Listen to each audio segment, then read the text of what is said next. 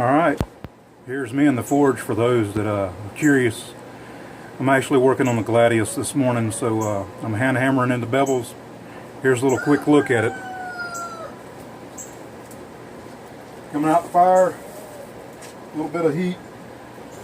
Working on a small section at a time.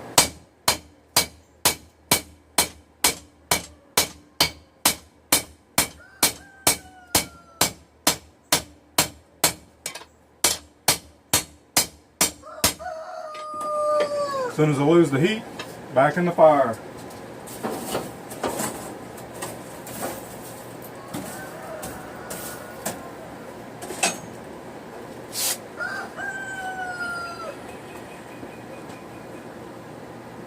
Fire structure glove makes it a whole lot easier to handle those pieces of metal.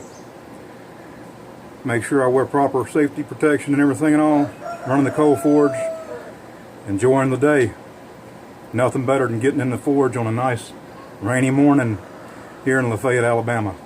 Y'all have a blessed one, and I'll talk to you later on. Bye.